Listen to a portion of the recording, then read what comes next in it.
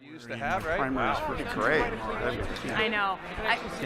Mike and I did Are you gonna go an again? event Well, at the Milken Institute. It was super interesting, actually. I'd the never lights done that were event. hot. In LA? Yeah. Nice to It's a see super you. interesting crowd. Yeah. Thanks. I mean, I'm doing my thing. But Okay. I'm just trying to Well, make we'll things use better, interesting like you for did. to cover lots and lots of like you things. do. But one thing was for sure, I could Totally. not see one human all being because the relationships. lighting was so Everything's bright. So bad. I know. And you know, it's Hollywood, so they know how to do lighting. Yeah. Yeah. Ladies and But gentlemen, it was like speaking welcome into back. the abyss, you know, which is just not a fun way Much to do better it. to be able to know they were out there. Welcome back, ladies Yeah. and gentlemen. I did not think Hey, that man. we were going to get How through are you, brother? the conversation So I just wanted to say thank you very much American for Yeah. democracy, ending on an optimistic note. But Susan and Amy Walter and Arthur Brooks are miracle workers. So thank you all for that wonderful discussion. We are now turning to another topic that I don't think traditionally would have been on the schedule of the Aspen Security Forum, but has become strangely sexy lately, if I can say that, and that is the problem of resilient supply chains. It's been in the news nonstop, amazingly. COVID has made it a real issue, and I think we're going to discuss on this panel two things, both the temporary disruptions here, and secondly, the national security implications. So there are two real issues facing the US supply chain. One, record disruptions caused by COVID. This isn't really a problem of either capacity or infrastructure. It is a temporary dislocation because so many of our companies worked on a just-in-time inventory model, and now factories are shut because of COVID, many of them in China. The shipping lines are all disrupted. Orders aren't coming in on time. But I would argue that all of those issues are temporary and will work themselves out as the global economy comes out of COVID. But there's a second, more important issue here, and that is that the COVID pandemic and crisis helped us realize how reliant we are and how much certain supply chains that are relevant to national security go through Asia and through China in particular. So there, President Biden has done a lot of work. He asked for a comprehensive review for supply chains across multiple strategic sectors, the defense industrial base, the public health and biological industrial base, information technology, the energy sector, and transportation. So this is a huge lift. We'll talk about on this panel whether all of those things are actually national security issues or some of them are more economic. But I cannot imagine a better group of people to have this conversation with than this group, and I'll just introduce you all briefly. Mike McCaul is currently in his 9th term representing Texas's 10th district, and he's the Republican leader of the Foreign Affairs Committee, deeply steeped in these issues, as we'll hear about. I'm not the professor of economics at Chicago. Oh, were you though up there? Just kidding. You've been promoted. Exactly. Then we have Elissa Slotkin, who is a representative from Michigan's 8th Congressional District, former CIA analyst, and of course, acting Assistant Secretary of Defense for International Security Affairs, so deep expertise in this area. We have Bruce Andrews, who used to be the Deputy Secretary for the U.S. Department of Commerce and is now the Chief Government Affairs Officer and Vice President of Intel, so understands semiconductors better than anyone else. And of course, Chip Davis, who's the CEO of the Healthcare Distribution Alliance and is steeped in the issues related to pharmaceuticals, healthcare industry, and all of that supply chain. So let me start. I want to take the first half of this conversation as really defining the problem. What's going on here? How much do we need to be worried? And then we'll spend the second half looking at some of those solutions. So Chip, maybe can I turn to you first? I know a lot of the healthcare supply chain went not only through China, but through Wuhan in particular. And it was a real wake-up call. Yeah. So can you say a little bit about what happened? Why was this such a wake-up call? How big was the problem? And do you think the industry is over-reliant on China in particular? Sure, Anja. And first and foremost, it's great to be with everyone here on this distinguished panel. It's great to be with everybody, right? Anybody at this point. So it's wonderful to be back in person. Just very quickly, I'm the CEO, as Anja said, of the Healthcare Distribution Alliance. We represent the healthcare distributors within the supply chain, sort of the nexus between the front-end manufacturing community and the frontline healthcare providers. So we connect on a daily basis roughly about 1,400 manufacturers all over the world, including in the United States, to about 180,000 to 200,000 healthcare providers every day. So that's just a quick backdrop of the context of what we do. What we learned early on through this, if you go back to the first 90 days of COVID, right, is that not all supply chain crises are created equal, right? And if you actually looked at the overall healthcare supply chain, I would submit to you, and we've actually done a report on this, that the pharmaceutical supply chain in those first 90 days was by and large very resilient and held up well. Go back to when we were all coming to grips with this and go into your grocery store, your chain pharmacy, and I remember going in very vividly to the paper product aisle, and it was empty, or it was a third full. Then go back to the pharmacy counter, right? We were dealing with a crisis just like everybody else, but your 90-day generic supply of antihypertensives were still there. And I think that was a testament to everybody in the system, from the manufacturers to our members to the frontline providers.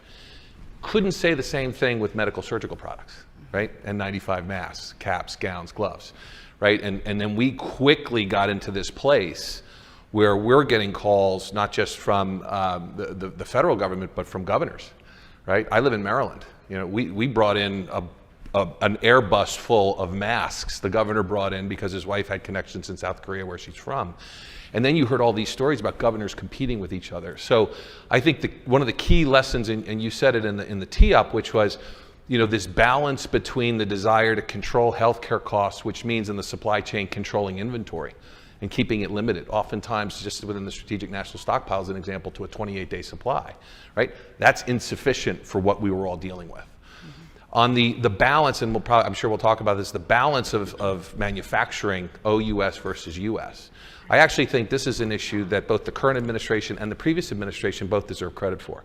It was already a discussion prior to COVID, but I would tell you the trend line was like this. And prior to being on the distribution side, I spent 25 years on the manufacturing side, so in particular the last 5 in the generic industry. So it was beginning to happen. COVID took that conversation and just took it right up. And my biggest perspective on that as we move forward, and we were talking backstage about this a little bit earlier, is I applaud everybody for coming to the table, and we have 2 leaders in Congress here who are really driving this discussion. But we can't forget what drove so much of that manufacturing overseas to begin with. This didn't happen 5 years ago. This has been going on for 3 decades. And if we don't systemically understand that there's actually some value to a global supply chain and make sure we don't unintentionally disrupt that global supply chain while trying to bring that manufacturing back on shore, we might actually find ourselves worse off than better off. Thank you. I want to come back later on whether it's a good idea to actually re-onshore a lot of this manufacturing. But let me turn next to Representative Slotkin. You have deep expertise in DoD. You lived it. We heard a lot of conversations yesterday about defense modernization, using dual-use items, relying more on industry. You know from having been inside the Pentagon that that's easier said than done. Yeah. You also recently co-chaired the Defense Critical Supply Chain Task Force. Can you tell us a little bit about what that task force found and what your concerns are specific to national security? Sure. Well, thanks for having us. And, I think for me, certainly, and I think every member of Congress, we were just at the start of COVID receiving these insane number of calls from desperate nurses and doctors and hospital owners and saying, does anyone know where I can get masks and gloves? Does anyone know how I can, get my people something so they can protect themselves? And I will just say that if a congresswoman with no private sector background is on the phone negotiating with a Chinese middleman in the middle of the night for a 78-cent mask, our supply chains on those critical supplies officially failed us. So we got through that, I think what I started thinking about was, well, if this is where we were on things like a 78-cent mask, what is the status of the defense supply chains? What kind of dependencies, single source, particularly to China, do we have? Are we aware of those dependencies and are we mitigating that? So we started a task force in HASC. I co-chaired it with Representative Mike Gallagher from Wisconsin. And I think the experience was informed also by representing 2 GM plants that have largely been shut down on and off for the last 5 months because they can't get a 14-cent microchip. When we pulled up the rug to look at the defense supply chains, there were some creepy crawlies under there, right? And while I know we'll have a long conversation about semiconductors and chips, I think in addition to pharmaceuticals and other things, what are those critical things that could stop the Defense Department in our tracks if we actually had to engage, surge, and a worst case scenario, go to war? And how do we make sure we know those vulnerabilities ahead of time? The one that got my attention as an example was propellant. And it turned out that 90% of the propellant in our munitions is single sourced to China. So I don't think there's anyone who's missing the irony that if we had to go to war, God forbid, with China, that they control 90% of the propellant in our munitions, that feels like a bad vulnerability. So into the NDAA, into the Pentagon's budget, we put a bunch of things, again, learned from industry. First of all, transparency. Just know your vulnerabilities. Come up with a corporate strategy to actually deal with supply chain issues.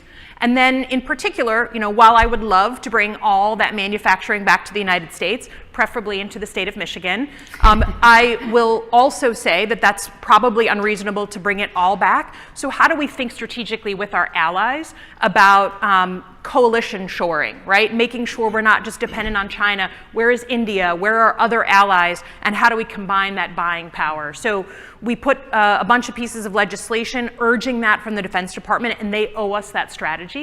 And now we're doing the same thing on Homeland Security, the Department of Homeland Security. Thank you. Can I just ask you a follow-up? Because you said you lifted the rug and there were lots of creepy crawlies. Yes. You mentioned propellant. Yeah. What else is there? Well, certainly, what are you worried about? Certainly we thought quite a bit about what would happen, for instance, if there had been a shortage of insulin, what that would do for the active duty force, right? Just think about that for a second. We looked at chips, rare earth minerals, which I know we'll talk about, but frankly, it's not technically part of supply chain, but we looked at our workforce as well, right? The defense contractor workforce keeps us in business, and if they can't go to work, if there's some inability to get qualified people to work, that's also in the chain that would really hamper us. So we looked at all of those things. The propellant was the one that got everyone's attention and got sort of our blood up, but it's on the Pentagon to figure out what is critical. And that list will change. It's not the same thing every decade, every year. But if you don't identify those things, you don't have transparency and know where your vulnerabilities are, well, then you get stuck, as many of our companies aren't able to sell their product, aren't able to produce, defend the country in a worst case scenario. Perfect. That's really helpful. Thank you. Bruce, let me turn to you next, because semiconductors is something that a lot of us in this room and in America didn't pay a lot of attention to. It was working. There was Moore's Law. They were getting faster every year. Everything propelled, the way I think about it as a layperson is, it is the brain of everything that powers your life. These little semiconductor chips are in your phones, they're in your computers, they're in your car, they're in your television. They power absolutely everything. And we had this amazing geopolitical system where, I'm going to ask you, Bruce, to describe it in detail, but at a broad sense, many of the most advanced chips are designed in the US, or in some cases in Europe, manufactured in Asia, in Taiwan, Korea, Japan, increasingly China, then assembled into all of the products in your pockets in China and shipped out to all over the world. So this is the fundamental global supply chain. Bruce, can you give us the context of the state of the semiconductor industry and its environment and geographic breadth? Where are we? Yeah, no, absolutely. And you've really hit on what is a really important point, which is American companies, European companies are incredible leaders in these technologies, but it's increasingly become geographically concentrated in manufacturing. As you pointed out, literally everyone in this room and anyone who's watching this online is watching it because they have a semiconductor in the device that you're using. And as the world becomes increasingly technologically advanced and interconnected, semiconductors drive all of this. As the Congresswoman mentioned, most people would not have known they had semiconductors in their automobile, and that a relatively inexpensive chip could really slow down and create shortages. But that's the world that we live in right now. And because of the geographic concentration of the manufacturing, it presents unique challenges. During COVID, we saw all kinds of causes for why manufacturing was impacted. Some of it was getting the, as the ripples went through from the one end of the supply chain to the manufacturing process, whether it was COVID, whether when you have one facility shut down, then that ripples through the entire process. And so what we're looking at is how do we diversify both manufacturing and supply chains? And I do want to say a thank you to Congressman McCaul for his leadership in helping to co-sponsor the CHIPS Act. That's an incredibly important effort by the US government to recognize that this is a global industry, but one that it's not just companies, but it's also countries that are participating in. So in 1990, 37% of semiconductor manufacturing was in the United States, and about 20% was in Europe. That number is now, today, 12% of manufacturing is in the United States, and about 9% is in Europe. And as Anja mentioned, a huge amount of that has migrated to Asia, which, global competition is a good thing, but as we recognize, when you come to having shortages and you come to having geographical situations that affect across the world, we need to have resiliency and diversity in the supply chain. So the CHIPS Act is a very important statement by the US government that we're going to participate in this process, because the Chinese have set up a $1.4 trillion fund to fund their emerging technologies. Korea just passed a $450 billion tax bill. Japan is doing subsidies for the semiconductor industry. The EU is working on chips. Taiwan for years has given massive subsidies to their companies. So this is a globally competitive effort. And it's really important to understand what is this money going to be used for? First, it's going to help to incentivize manufacturing to come to the United States. The cost difference for manufacturing either the US or Europe is about 30 to 40%. So it's just cheaper to do in Asia. So how do we make sure that we are diversifying these supply chains and diversifying manufacturing? And it's giving incentive companies to build here onshore. We at Intel have announced that we're building 2 new fabs. So for those of you who have probably never been to a fab, if you haven't seen it, actually watch. There's a great 60 Minutes story with our CEO. But a fab is 300 to 400 football fields large. It costs about $10 to $12 billion in 3 to 4 years to build. So this is a massive, massive set of investments that mostly will come from private capital, but to help make it economic, to make the economics more competitive, countries are also stepping in to help compete with those subsidies that countries around the world are offering. Thank you. Last but not least, Representative McCaul, you have been really a leader. You lead the China Task Force in the House. You have done a lot of work on semiconductors in particular. Look, we talked a lot about how we feel vulnerable, but let me just say one word about the Chinese. There's been a lot of conversation, as you might imagine, about Taiwan and China over the past day and a half. When I talk to the Chinese, they feel extraordinarily vulnerable, especially with respect to the semiconductor supply chain, because they consume about 60% of the world's semiconductor chips that then get assembled, often re-exported. But they produce very little at home. So when Bruce was talking about these big subsidies made in China 2025, their goal is to achieve 40% self-reliance by 2020. They didn't achieve it. They only got to about 15%. So what did you find on the China Task Force and that makes you worried for us, or should China be worried? Well, I think we should be worried. And I think General Milley spoke yesterday and said that Communist China is long-term greatest national security threat to the United States. And I agree with him. That was our assessment. COVID was a wake-up call. I think Bruce laid it out really, Elissa, and Chip as well. It woke everybody's eyes up to the fact that, my God, we're so dependent on them on medical. on rare earth minerals, and then the advanced semiconductor chip. I introduced this bill because working with the prior administration, it was called to my attention how important this issue is. As Bruce laid out, it's everything in your phone, but also our most advanced weapon systems. And we can't have a supply chain that's going to be compromised.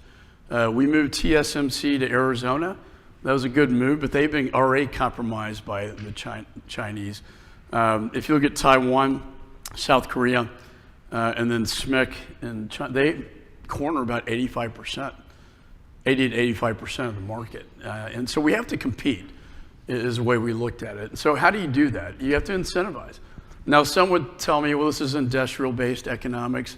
After we introduced the Chips for America Act, interestingly, South Korea had their version, Europe had their version. So we're in this great global competition, great power competition.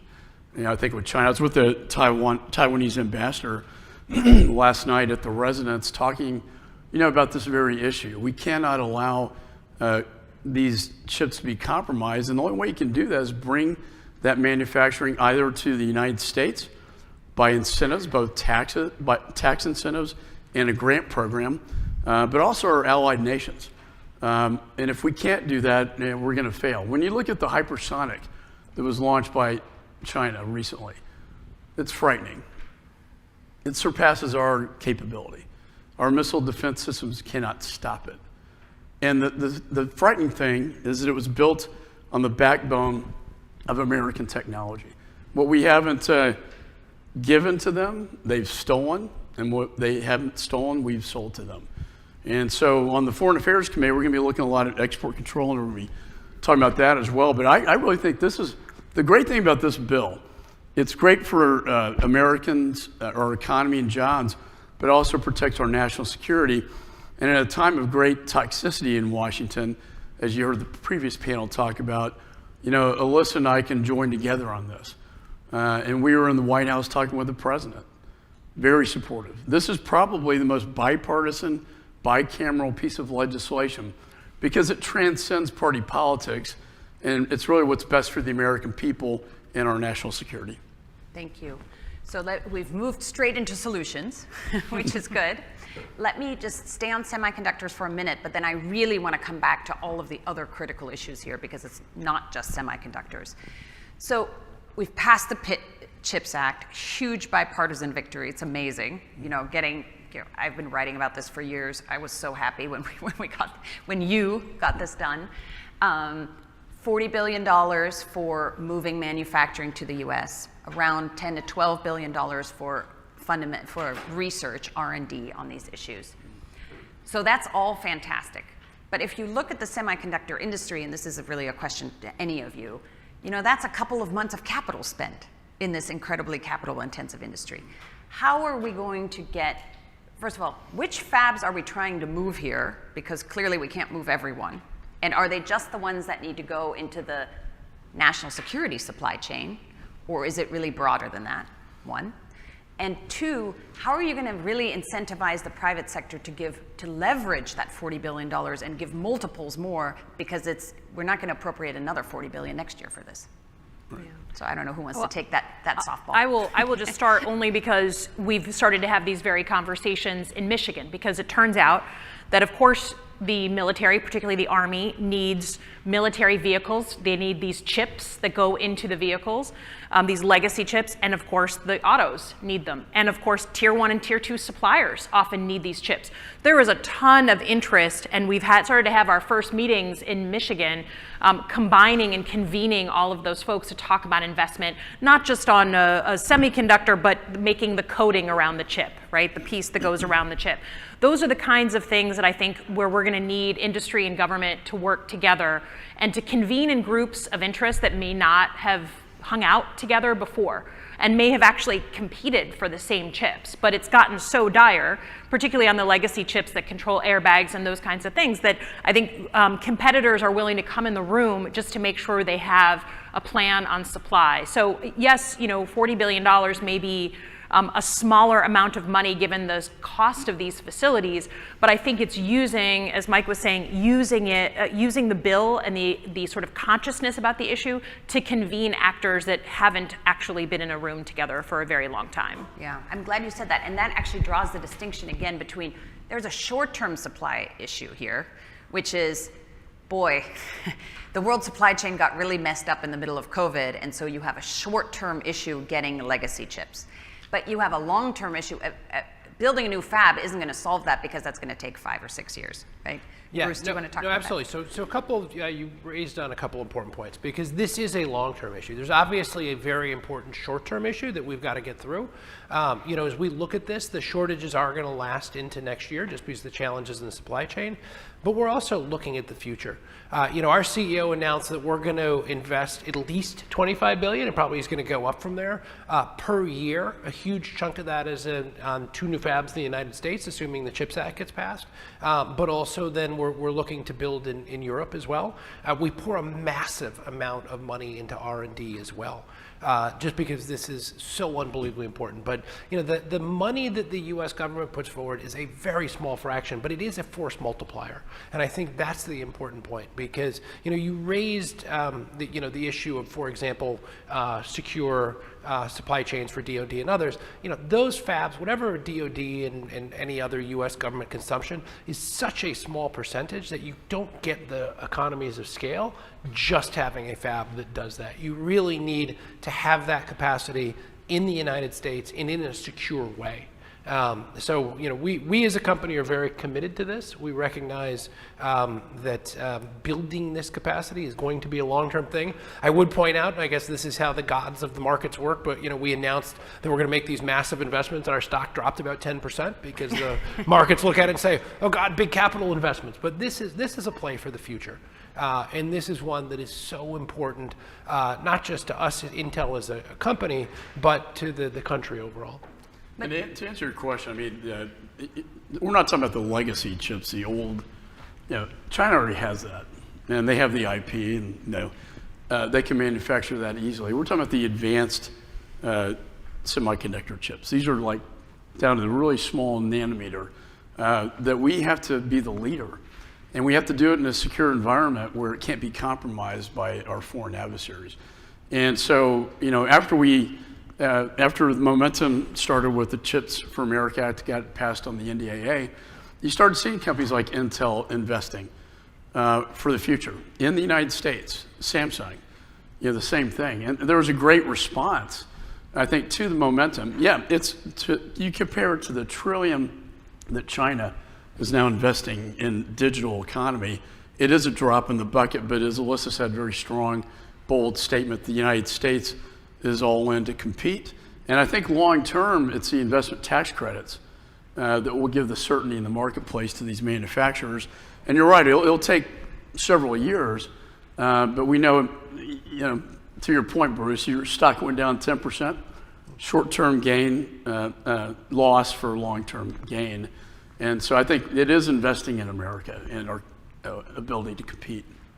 I want to come back to this because I think it's a really complex and not quite resolved issue, at least in my own mind. But I know the Department of Commerce is going to be struggling with this once the money actually starts flowing. Yeah. But let me go back to Chip for a second because ironically, your name is Chip, but you're not talking about chips.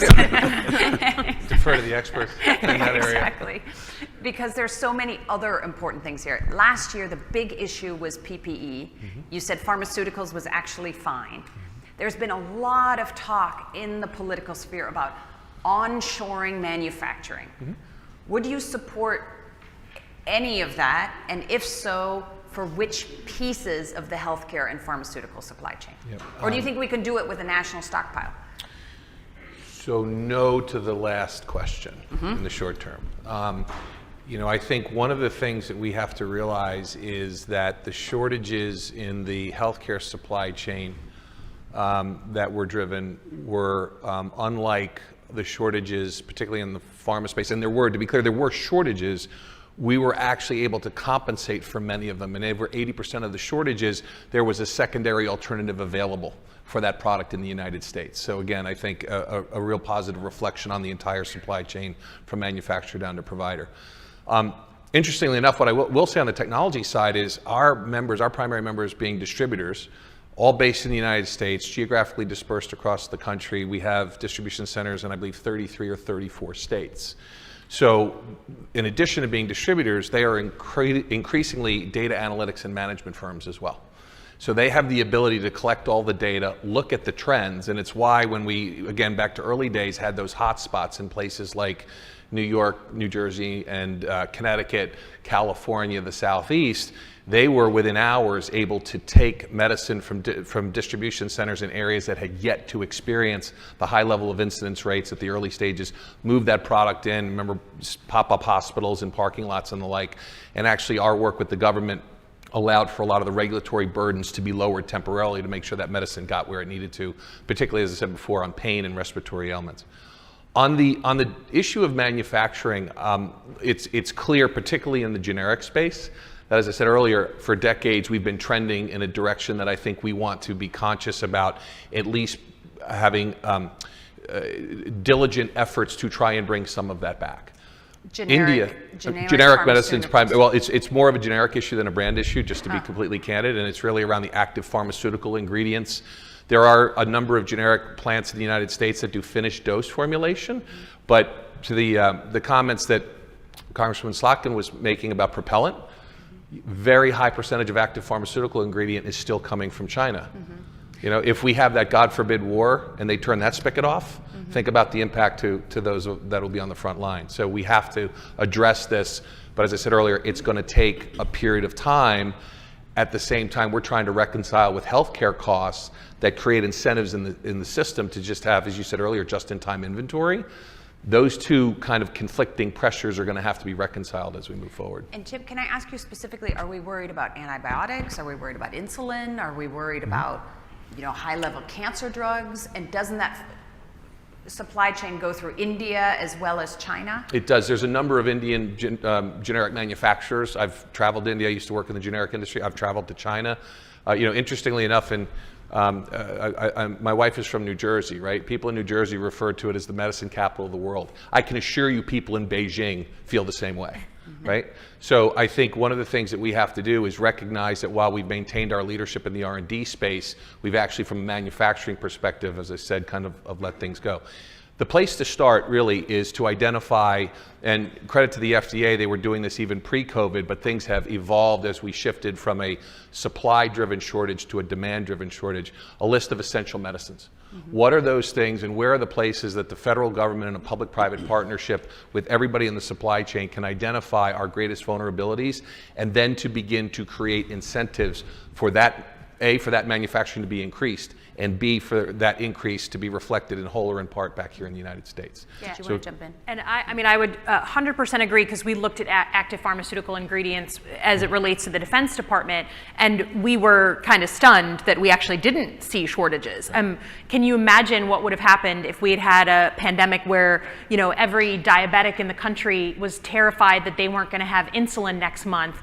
And I already heard stories in my hometown of people who, in the middle of COVID, dropped a vial of insulin and used the syringe to suck it up off the floor because they were scared that they didn't know what was going to happen.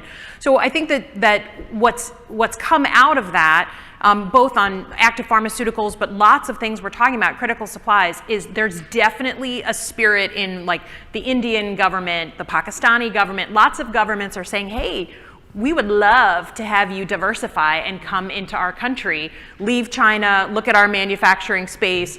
And I think what is an untapped area is kind of a coalition of countries looking at mitigating risk together. Why aren't the English-speaking cousins, the UK, the Aussies, us, the Canadians, having those strategic conversations about, hey, we all have this vulnerability, why don't we think about, you know, investing together? Why don't we think about approaching India or Pakistan together?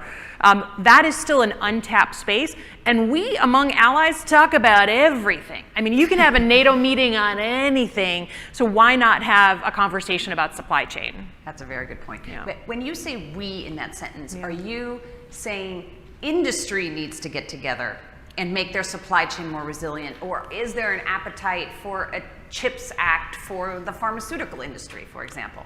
And if we go that way, at what point are we going to you're going to run politically into people saying, why are there all these corporate handouts?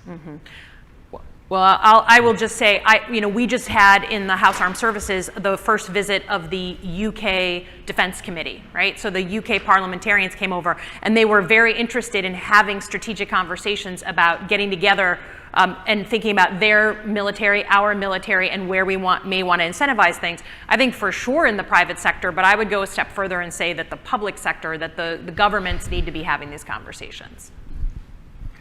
Yeah, I think, if successful, and I think it will be, the Chips for America Act could apply to all critical supply chains in the national interest. So the president signed an executive order to direct the Department of Defense to come up with a list of what supply chains are in the national interest. And I think this model really could apply to all of those. And I think, to Elissa's point, we have to join with our allies on this. This is a geopolitical issue, and the Quad's important as well. So India, Japan, Australia, our NATO allies, all looking at the threat coming out of China right now.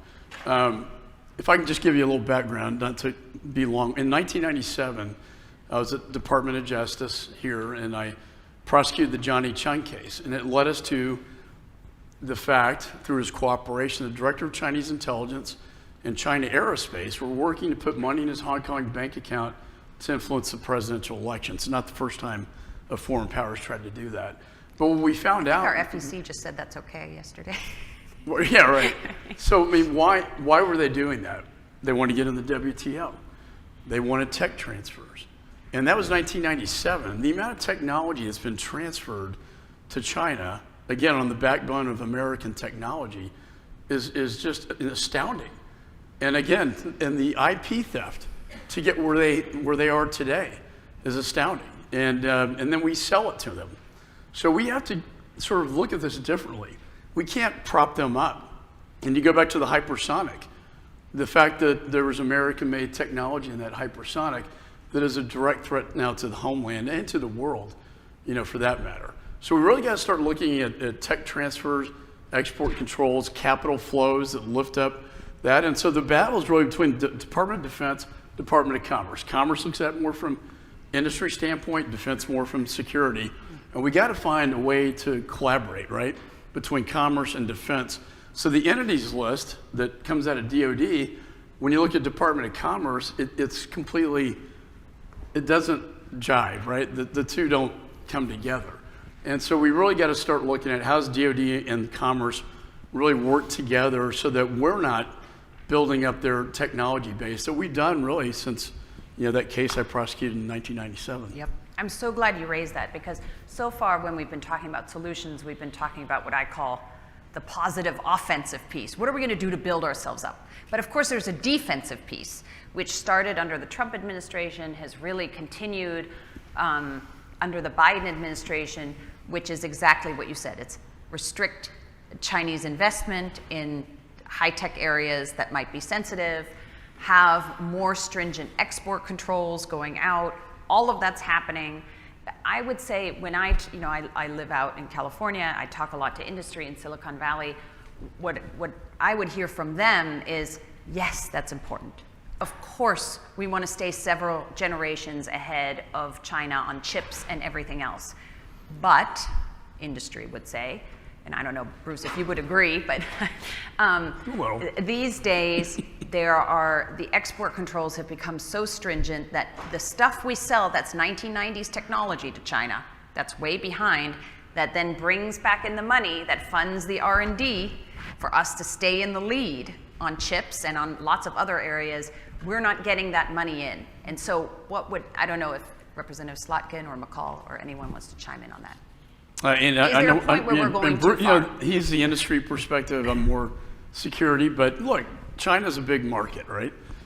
The legacy technology that they already have or they've stolen, or that's not my concern. Is the cutting edge and keeping that out of their hands. And so, I live in Austin, Texas. I represent a lot of the high-tech giants, and so I get that point of view. But I also want to incentivize the expansion in the United States of what's really critical to our national security. The stuff that they already have, they have that, and I get that from the industry standpoint. But chips was introduced primarily as a national security, issue, and again, Intel's taking the lead on this. Samsung, and they're all expanding right now in the United States. And as you look at export control, I know the companies don't really like those, but I think we need to wake up to, for instance, BIS within Commerce, we have jurisdiction over, the Bureau of Industry and Security. We got a list of, they've only denied 1% of the licenses from this country into SMIC and into Huawei. In the last 6 months, SMIC, which is a Chinese semiconductor firm. So in the last 6 months alone, we've invested $40 billion in SMIC from the United States and $60 billion into Huawei. To me, there's something wrong with that. We've invested, or we have sent exports? Licenses have been approved, and to the tune of $40 billion for SMIC, $60 billion for Huawei, all from the United States. Bruce or Representative Slotkin? Go ahead. So look, export controls are a remarkably important tool. They protect IP, they protect U.S. national security. I think everybody in industry reflects or understands how important this is. And I think to the Congressman's point, because I think we have a level of agreement here that's finding the appropriate balance, right? How do you strike export controls in a way that in one way protects all of this IP and doesn't result in particularly dual-use technologies or anything with a military application.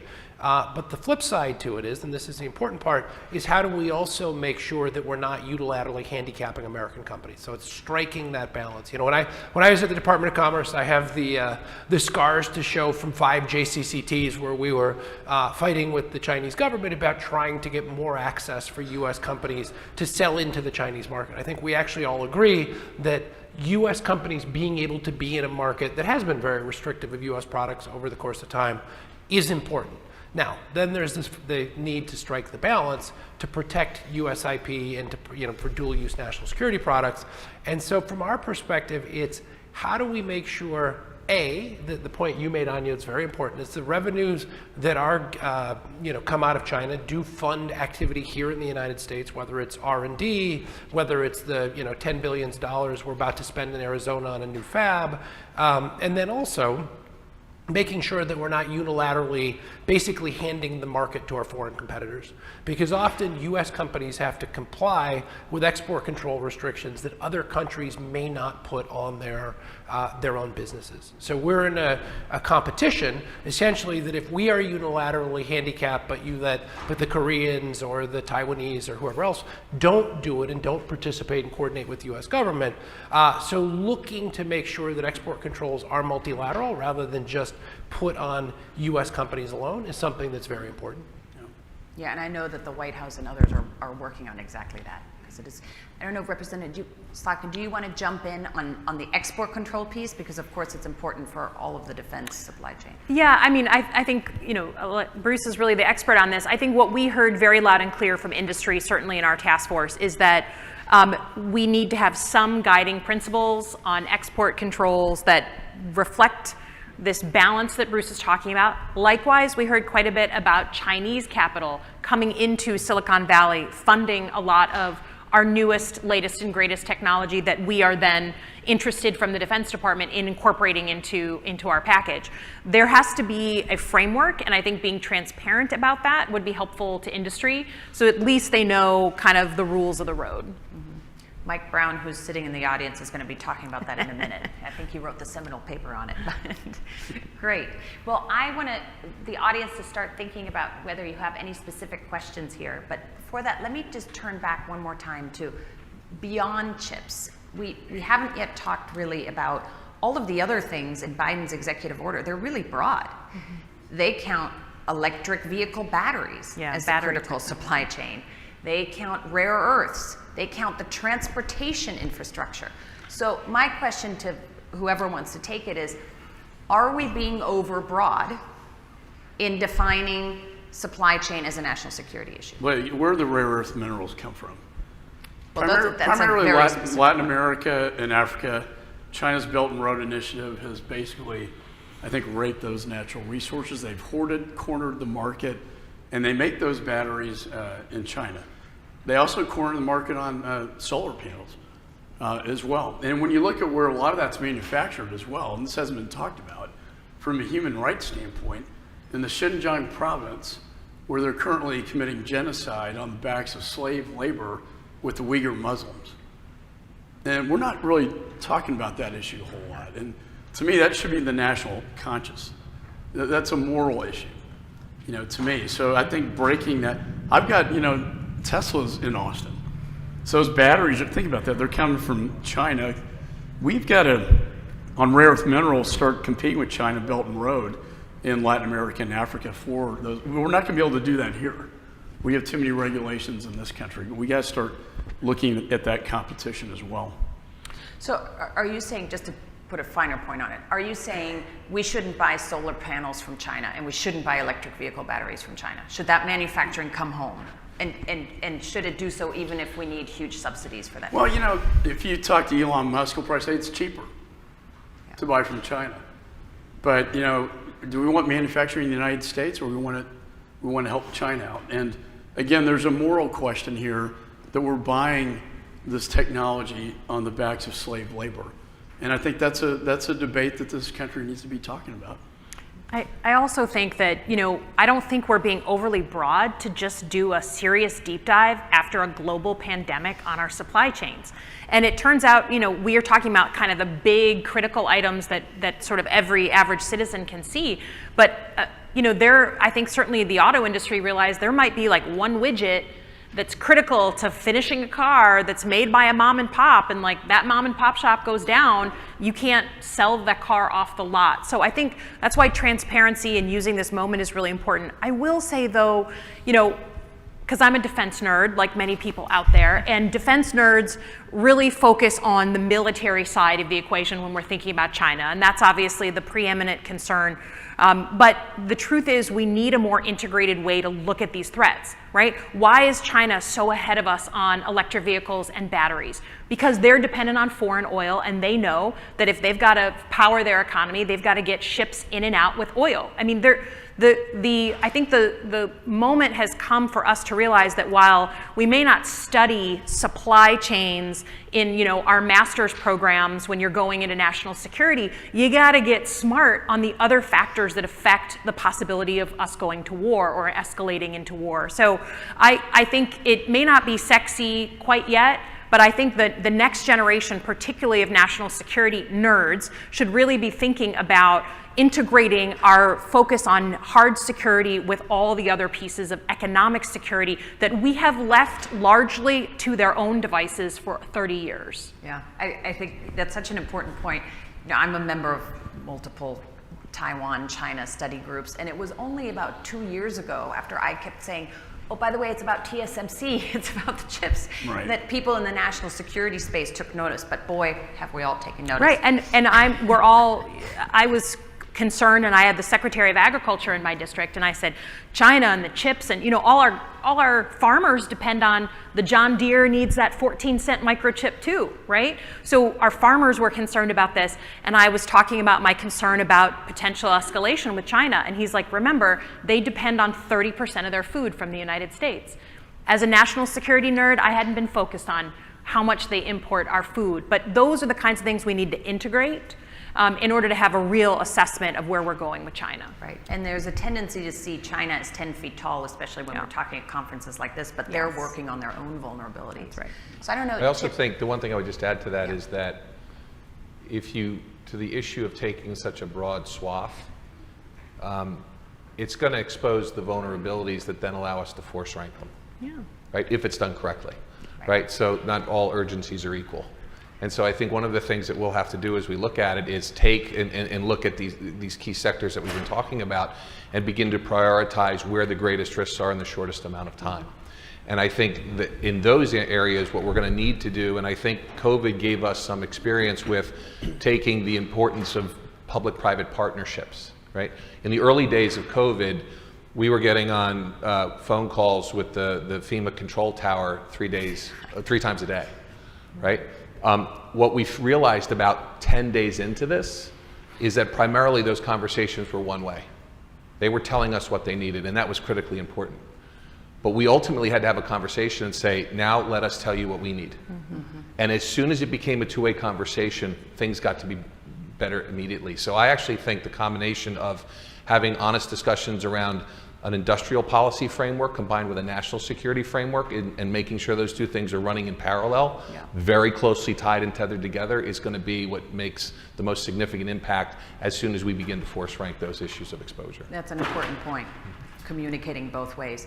Can I tell you, just because this group is going to be less steeped in the medical and pharmaceutical supply chain, for you, what are the most critical issues? So I think the thing that we say with our members at HDA coming out of COVID, we adhere to the 3 C's that we've learned, right? Which was communication, coordination, and collaboration. The communication I just talked about, and making sure that not only were we communicating effectively in real time with the government, but making sure that government entities at the federal and state level were communicating. Because I can tell you we were getting incoming from governor's offices that was completely inconsistent with what FEMA was telling us, right? So there's an after action item for us to get that right. The coordination is something that I think already existed within the supply chain. I've referenced it a couple of times. Think front-end manufacturers, frontline providers, and we're sort of the nexus or the interspoke between them, connecting over 1,000 manufacturers to almost 200,000 providers. So I think making sure that the value of those partnerships is understood by a larger audience and we don't do anything to unintentionally disrupt them. And then the last one, interestingly enough, in a moment of a pandemic, and it also applies in natural disasters, is collaboration. Like many sectors, including technology, uberly competitive industry, right? And what I'm probably most proud of, and I literally just joined this industry a week before COVID hit the shores of the United States, so it was a little bit of an interesting assimilation and onboarding for me. But what I saw was people check their competitive interests up front and said, how are we going to play our role in managing this and ensuring the resiliency of that pharma supply chain, and then begin to play a more active role. At HDA, our mission has expanded since COVID, not just within the pharma supply chain, but to address issues related to med-surg, which historically we didn't do before. And so I think it really shined a light back to vulnerabilities of things that we can't let happen again. Right. Simple example, and I'll leave you with this, is, you know, generally speaking, within the Strategic National Stockpile, there's often the thinking that we have to have about 28 days of reserve ready to go. That's not going to cut it moving forward. We have to be realistic and have a conversation about that number being closer to 6 months. You mean we need more? Yeah. 6 months. Yeah. And there's recognition that you can leverage that geographic diversity of the private sector that I referenced earlier to help manage it to an even greater degree than was done previously. Right. Yeah, we just did a whole series of legislation, bipartisan, that passed on voice vote on revamping the stockpile. I think anyone who was on the receiving end, where we got, you know, way less than we thought we were going to get, expired masks. In Michigan, we got some moldy stuff that came to us. I mean, it just was not ready for the pandemic. I would just put down as a marker, not to discuss here, but the other supply chain that no one talked about, that we were, by the grace of God, we can still feed ourselves in this country, our food supply chain. And the psychological impact, if we had walked into a grocery store and instead of no toilet paper, there was no protein, there was no meat, there was no agricultural products, people's psychology would have been totally different. And it is by chance, not by design, that we can still totally feed ourselves. And I think I've become way more interested in our food supply chain as well, in addition to all these others. It's a very important point. Let me now turn to the audience and see if anyone has any questions. Yes, there's 2 in the front. Erica, or go first. Hi, y'all. Thank you guys for joining us today. My name is Rachel. I'm curious, for the 2 congressional members here, how you guys bring things like global supply chain back home, especially to some of your more rural areas in your districts. I have been type 1 diabetic for 17 years, so I'm no stranger to the panic that fills you when not only can you not afford the insulin that my insulin pump takes, but your insulin pump supplies and your blood sugar test strips. So how do you bring those home and make them tangible for folks, you know, outside of things like insulin and sort of these microchips in your factories back in Michigan? Why don't you go ahead, Mike? Well, yeah, nobody was talking about this before COVID. I mean, I was looking at semiconductor chips for a long time, and I know Bruce and Intel, and Elissa talked about agriculture, but really COVID is the eye-opening experience that if you're talking about just rank and file constituents back home, that woke them up. And I think it was really the hoard on the medical supply that happened in China with the masks. That was a very tangible experience of people back home, they could see the impact that it was having on them personally. And that really woke up the American people. And it gives us the opportunity, I think, to have this debate and dialogue and discussion about what is important in our national interest supply-wise, that we need to start looking at decoupling out of China to our allies and to the United States. And again, rare earth minerals, medical and advanced semiconductor chips. We're waiting for that executive order to be complied with to identify all supply chains that are in our national interest and really focus on that. Yeah, and I would just say it's not hard to bring it home to the district, because the people in the district are the ones who are screaming the loudest about these problems. I mean, I represent, like I said, 2 UAW plants where for the majority of the last 5 months, they have not been able to work because they can't get a microchip in. So that's as real as it gets when you're a family of 4 and you depend on that auto worker and he's not working. The insulin issues, the pharmaceutical issues, long before supply chain was the issue, that was the #1 thing that people were coming up to me in the grocery store saying, I can't send my daughter to summer camp because they require 4 inhalers and I can't afford the inhalers. So I think it has shown a light on these things, and especially in the intersection of supply chain issues plus price. I think you don't have to have us communicating down to the district. We are hearing that loud and clear from our constituents. Right. Absolutely. Erica? Hi. That actually leads into my next question. With the effort that the United States government and private industry is exerting to bring microchip manufacturing to the United States, should the American public be prepared to pay more money for goods and services that utilize these chips in the future? How do you prepare the American public for this possibility? Bruce? Bruce, are you going to charge us more? That one to you.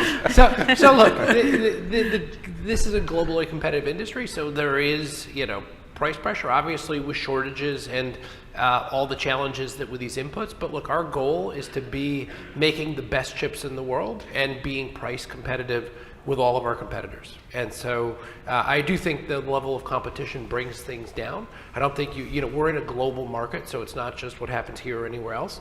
It has been a challenge, though, with the disruptions to our supply chains and the challenges we face getting some of the inputs, whether that's rare earth substrates, some of the other things that we do. But I think the benefit of being in a globally competitive market is we have plenty of price pressure. What we compete on is making the best product in the world, and that's what Intel is set out and dedicated to doing. Great. I think we have time for one more question. The lady in the back.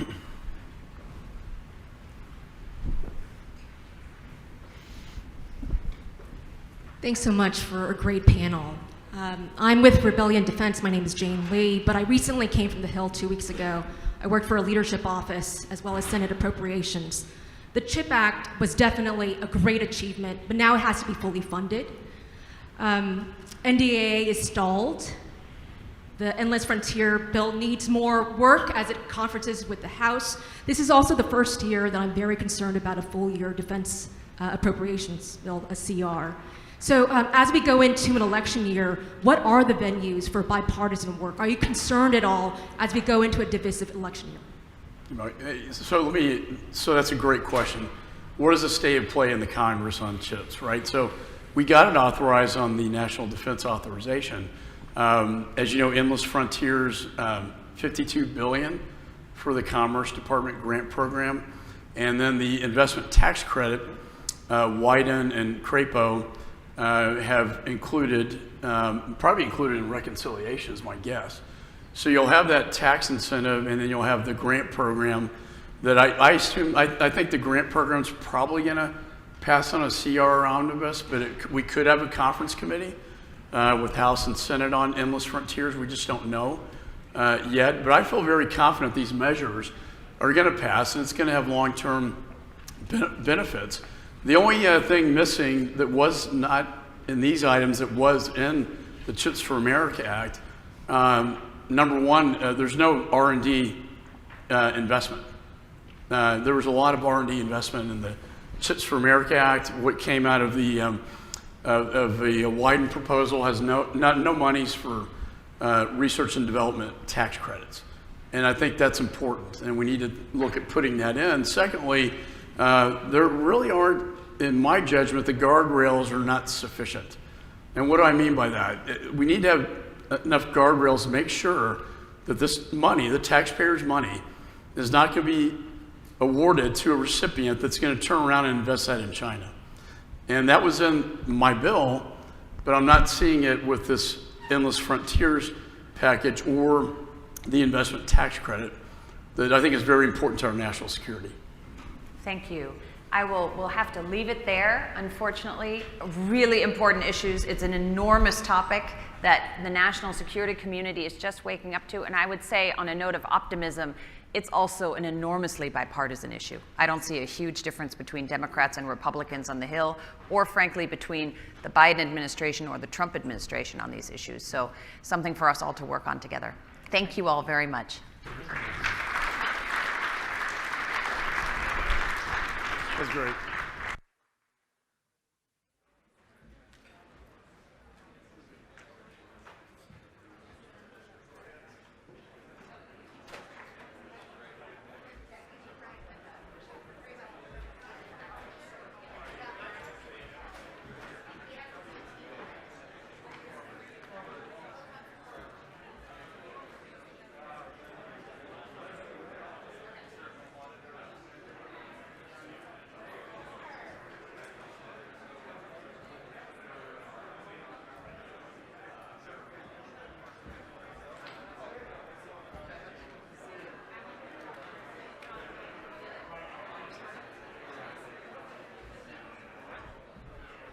Okay. Ladies and gentlemen, Senator Sass will be up on stage in just a moment. We changed the program slightly to accommodate voting schedules, so he'll be here in a moment.